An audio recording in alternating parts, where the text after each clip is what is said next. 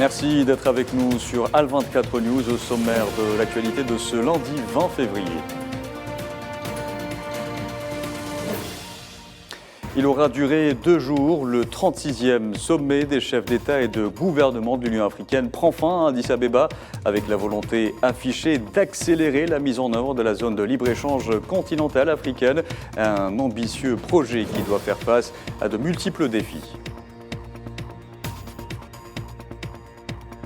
Le sommet de l'Union africaine marqué par cette initiative de l'Algérie d'octroyer un montant d'1 milliard de dollars à l'Agence algérienne de coopération internationale pour la solidarité et le développement destiné au financement des projets de développement dans les pays africains. Et puis l'Union africaine annonce organiser prochainement une conférence de réconciliation nationale sur la Libye sous l'égide du comité de haut niveau de l'Union africaine. Et infiltration d'une délégation de l'entité sioniste au sommet de l'Union africaine. Après son expulsion, l'Union panafricaine annonce l'ouverture d'une enquête.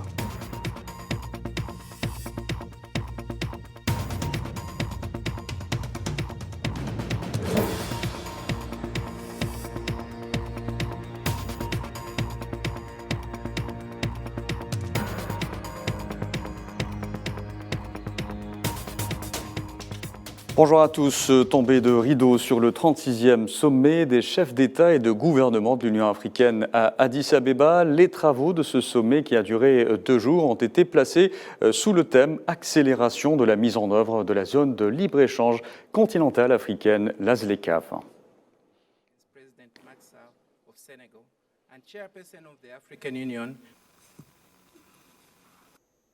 La ZLECAf, justement, ce concept qui remonte aux années 60 représente aujourd'hui un défi à la hauteur du grand continent, de l'immense continent qu'est l'Afrique.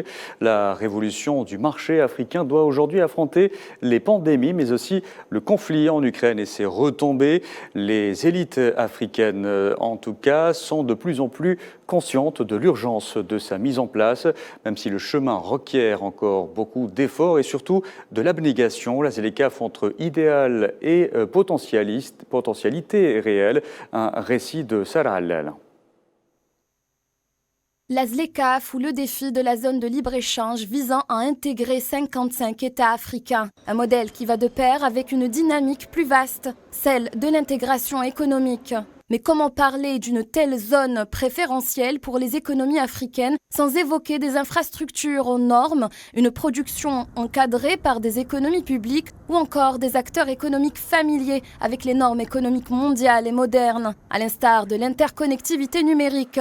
Nombreuses nations africaines sont bien en deçà de ces exigences, il faut le dire. Mais il n'en demeure pas moins que la ZLECAf est indispensable au vu des décennies post-indépendance qui se sont révélées perdants pour les économies africaines. Les Africains tout au long sont trop dépendants des pays industriels occidentaux. Un schéma qui n'est pas sans lien avec le passif colonial, à l'instar du verrou du franc CFA pour certaines nations ouest-africaines et centrales. Le carcan dans lequel on veut plonger l'Afrique et qui rogne ses richesses est celui consistant à exporter ses matières premières et importer des produits manufacturés constitués de ces mêmes matières premières. Résultat, une épargne africaine grignotée et une Afrique qui a du mal à nourrir ses presque 2 milliards d'habitants pour un continent aux richesses proverbiales. La ZLECAf permettrait de se diriger vers la remise dans le centre des producteurs africains et davantage d'opportunités, la fabrication de nouveaux produits et la montée en gamme, le tout encouragé par des politiques publiques et un réseau bancaire moderne.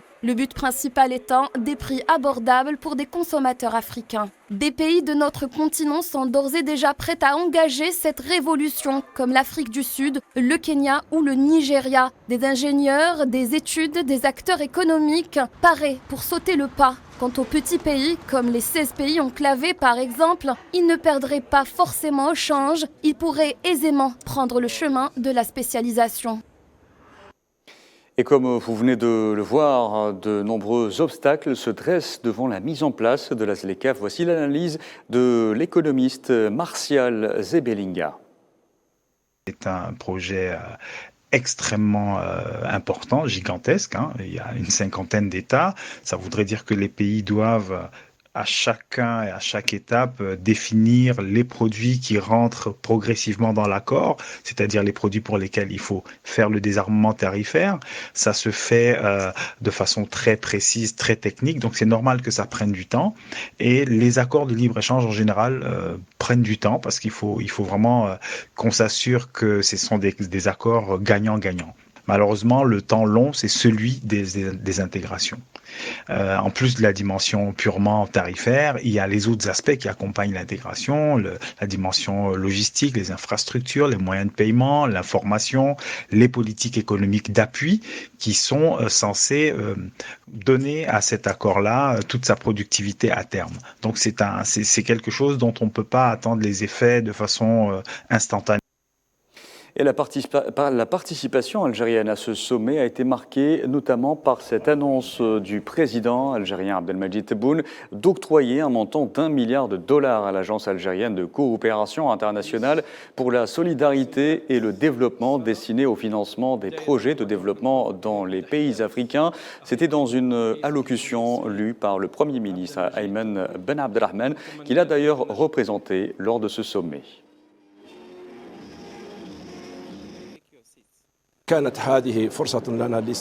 C'était une occasion pour exposer la décision de Monsieur le Président de la République d'octroyer 1 milliard de dollars à l'Agence algérienne de coopération internationale. Cela représente un grand ajout pour l'activation de la solidarité africaine.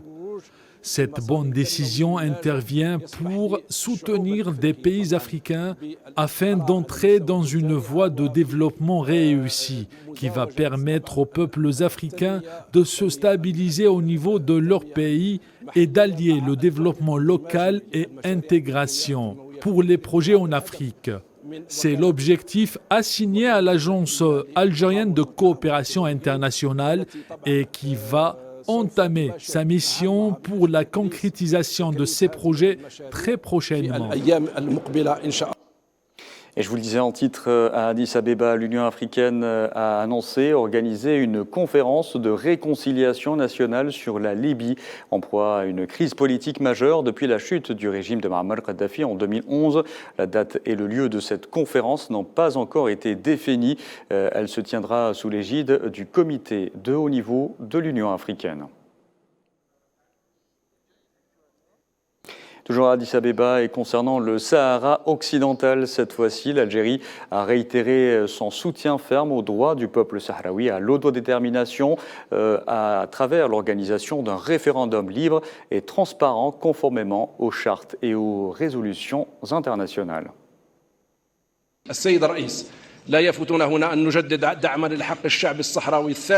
Monsieur le Président, permettez-moi de réitérer le soutien constant de l'Algérie aux droits du peuple sahraoui à l'autodétermination à travers l'organisation d'un référendum libre et impartial, conformément aux conventions et résolutions internationales ratifiées par les Nations Unies. Il est devenu nécessaire pour l'Union africaine d'assumer pleinement son entière responsabilité face à cette question et de jouer le rôle qui lui est assigné selon sa conviction constante vis-à-vis de la décolonisation. Et je vous en parlais en titre, le 36e sommet des chefs d'État et de gouvernement de l'Union africaine à Addis Abeba a été légèrement perturbé par l'infiltration d'une délégation sioniste aussitôt expulsée par les agents de sécurité. L'Union africaine a affirmé par la suite qu'elle n'avait ni autorisé ni invité cette délégation, tout en annonçant l'ouverture d'une enquête sur cet incident. Nous n'avons pas invité des officiels israéliens à notre sommet. Nous avons constaté qu'il y a une personnalité qui est rentrée dans la salle avec un badge et naturellement, nous lui avons demandé de quitter le lieu. Nous sommes en train de faire les investigations nécessaires parce que c'est une personnalité d'ailleurs qui ne réside pas ici, qui est venue d'Israël. Et jamais, quand quelqu'un arrive ici, s'il est invité, il est invité par le président de la Commission de l'Union africaine. Nous n'avons invité aucun officiel et naturellement, donc, on a constaté ça. Nous ferons les investigations pour situer les responsabilités. Et dans tout cela, le Maroc enchaîne les déboires, les défaites et les échecs diplomatiques. L'expulsion d'une délégation de l'entité sioniste des travaux de ce 30e sommet de l'Union africaine n'a pas été du goût du Makhzen, ce dernier qui tente d'utiliser toutes les tribunes qui s'offrent à lui, qu'elles soient africaines, européennes ou autres, pour travestir des vérités et asseoir sa politique expansionniste. Les diplomaties algériennes et sud-africaines sont constamment en éveil pour contrecarrer ces manœuvres. Le point avec Mohamed Amin Aberkan. Il n'y a pas un sommet ou une réunion de haut niveau sans que le Maroc ne s'illustre par ses déboires diplomatiques. À la tête de cette diplomatie, le Makhzen a opté pour des éléments qui excellent dans l'outil de la propagande, de la victimisation et qui tentent de s'offrir une nouvelle virginité politique et une crédibilité. L'expulsion de la délégation sioniste du 30e sommet de l'Union africaine n'est qu'une preuve tangible de la ruse et la mesquinerie marocaine. Cette dernière qui a retourné ciel et terre pour que l'entité sioniste assiste aux travaux, et ce malgré lui avoir retiré le statut d'observateur et surtout après n'avoir reçu aucune invitation officielle, ce qui est considéré en soi comme une grave violation et un manque de respect flagrant aux autres pays africains. Le Maroc continue d'ailleurs de coloniser injustement les terres sahraouies et tente justement d'exploiter les tribunes continentales pour faire passer ses mensonges et ses manœuvres, surtout celles s'agissant de la question sahraoui, et pour réaliser ses visées politiques, le Maroc fait toujours appel à son mentor sioniste, le Makhzen qui ne s'est pas gêné d'utiliser les institutions de l'Union africaine, mais le sens diplomatique très éveillé de l'Algérie, de l'Afrique du Sud et autres pays africains qui ne reconnaissent pas l'entité sioniste a fait que ces plans machiavéliques n'arrivent toujours pas à aboutir. Le Maroc tente de convaincre l'Union africaine des conclusions du dénommé Forum de Tanger pour la paix et le développement en Afrique, qui n'est en réalité qu'un événement de propagande et de politique que le Royaume du Maroc utilise au service de ses agendas visant à légitimer son occupation des parties du territoire de la République démocratique sahraoui. Le Maroc, toujours donc entre échecs diplomatiques et sociaux, des sit-ins ont été organisés hier dans plusieurs villes marocaines à l'appel d'un syndicat de gauche pour dénoncer la récente envolée des prix des denrées alimentaires et de carburant, source de grogne populaire. Nalima Zeka.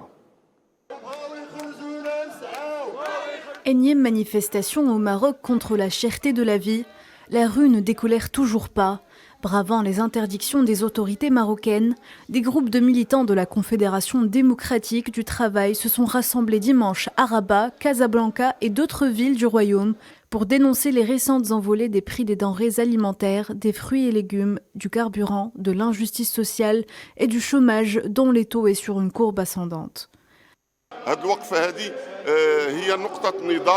Cette manifestation est un rappel pour les responsables que la situation sociale congestionnée dans le pays ne peut pas durer comme ça. Il faut réviser les questions qui intéressent la classe ouvrière en premier lieu et les citoyens en second lieu.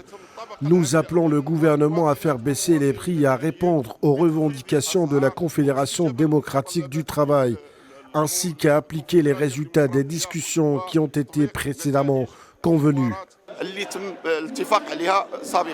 Comme pour apaiser un peu les tensions et la grogne sociale, le très critiqué Premier ministre Aziz Akhanouch annonce des mesures urgentes pour stabiliser les prix des produits alimentaires.